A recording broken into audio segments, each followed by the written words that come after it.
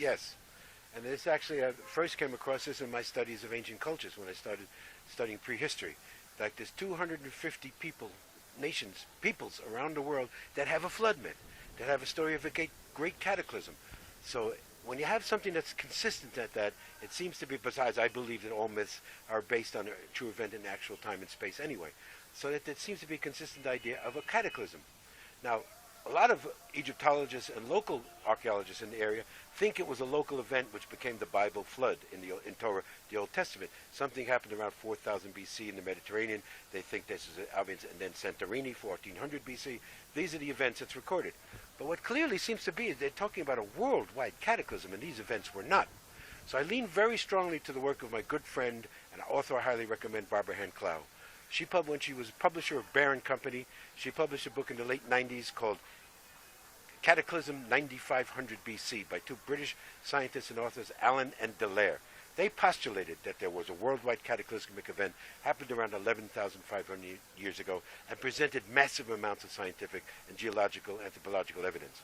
Barbara took that up, wrote a book on her own called Catastrophobia, dealing with the fact that there seems to be a collective trauma in modern human beings about catastrophe. She leaned heavily on the work of Immanuel Velikovsky, who wrote some classic books in the 50s called Ages in Collision, Worlds in Chaos.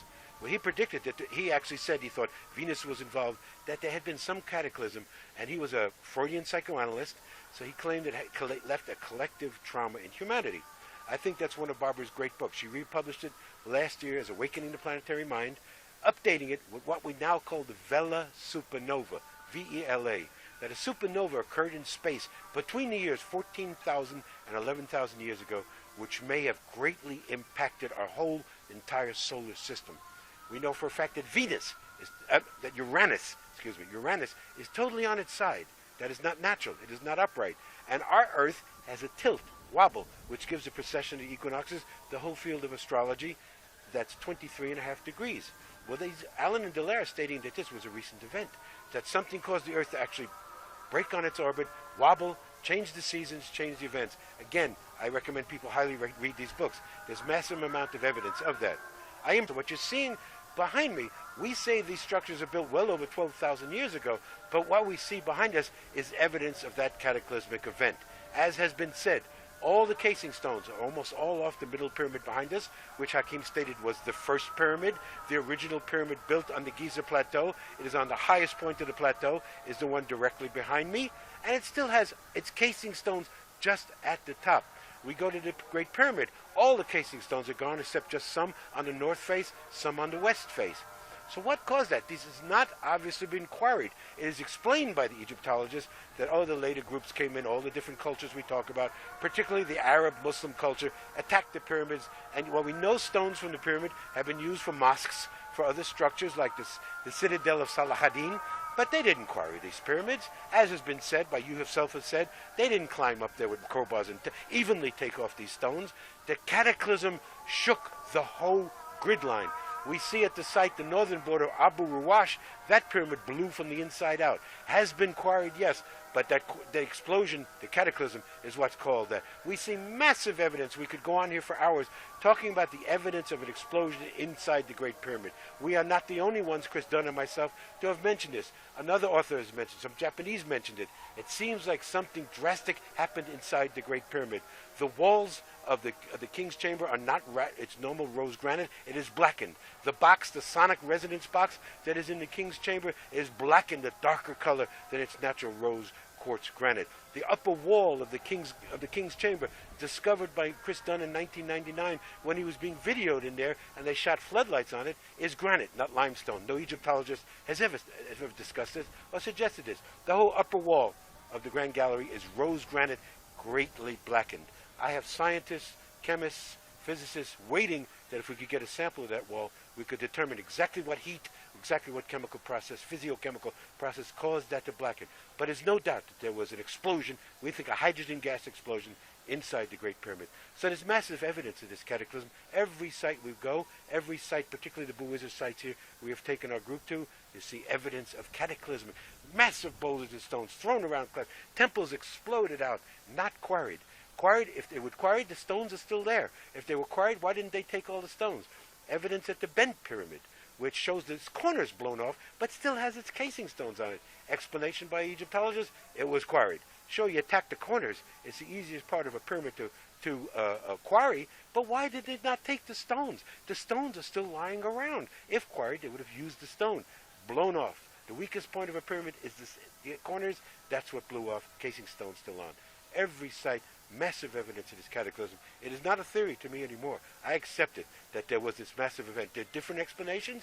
Dr. Robert Schoch believes it was severe solar events. We think the solar events were a byproduct of the Vela supernova. All added. Many different theories. All comes down to a massive worldwide cataclysmic event around this time period, 14,000 to 11,000 years ago. Impacted all the cultures. Perhaps as many as 80% of humanity might have been wiped out. The 20% that survived went back to a survival stage, rebuilt civilization, took thousands of years, but carried that collective trauma, which is recorded in the mythologies of all peoples. You listen to all Native American mythology, talks about a great event. The Mayan mythology, Aztec mythology, Olmec mythology, talks about a great event. And then what we have is the age where suddenly we become obsessed with calendars, predicting time, and obsession with equinoxes, solstices, and predicting eclipses. All the megalithic sites we see called post-cataclysmic, meaning less than 12,000 years ago, like Stonehenge, like Göbekli Tepe, all of these great sites are all oriented to equinoxes, solstices, because it was predicted. They are not pre-cataclysmic. What we see behind us is pre-cataclysmic. It's not oriented to any star systems. We reject the idea of archaeoastronomy. Hakim said the only star alignment for the Great Pyramid was the pole star when it was built, and when it was designed. And he said the pole star was Polaris. Polaris is supposed to be becoming our pole star again. That would make it 2 precessions back, 26 times 2. That's how Hakim gave a date for the Sphinx of 54,000 years. And the pyramid aligned when the Polaris, the star, would be at least 26,000 years ago when it was designed. I say 15,000 years ago, the Hobu Land of Osiris grid line was operating fully functional machines. The cataclysm changed everything. It still produces infrasound, still has a spiritual effect on everybody. It is still a machine, but not as it once was, fully producing so many different types of energy. The cataclysm basically ended the Giza power plant.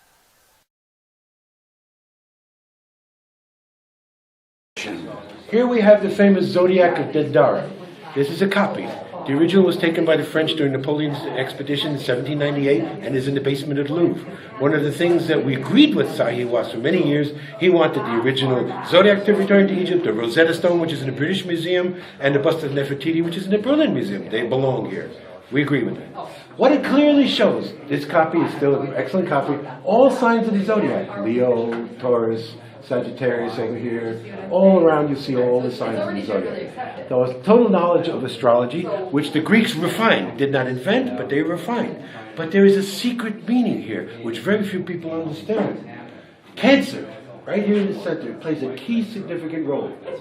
The great French Alsatian mathematician, philosopher R.A. Schwaller de Lubitsch, who John Anthony West is the champion of today, did some incredible calculations, showing, because he was a mathematician, showing that there's different angles, everything is leading to cancer, to everyone to look at cancer here. So what do we know? Based on my research, the research of Barbara Hand-Clough and others, there's no evidence that human beings practiced astrology or astronomy before 8,000 BCE. 8,000 BCE is the age of cancer. The Zodiac is telling us when astrology began. And that also tells us that before that there was a global cataclysm.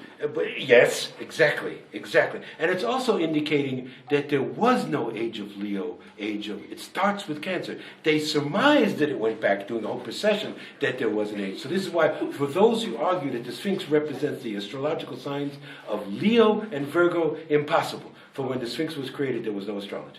Because that's when the ancient people say the sky fell.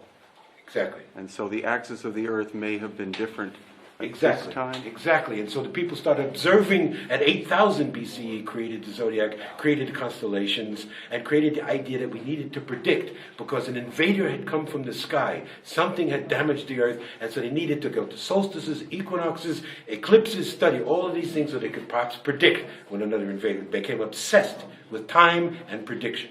Did not exist in ancient Kemet at all. And so the obsession with the sky then becomes a result of the fear of a return of the Great As Cataclysm. people have been saying on this tour, PSD, incredible PSD. Those that survived the cataclysm were obsessed with trying to know if it was going to happen again.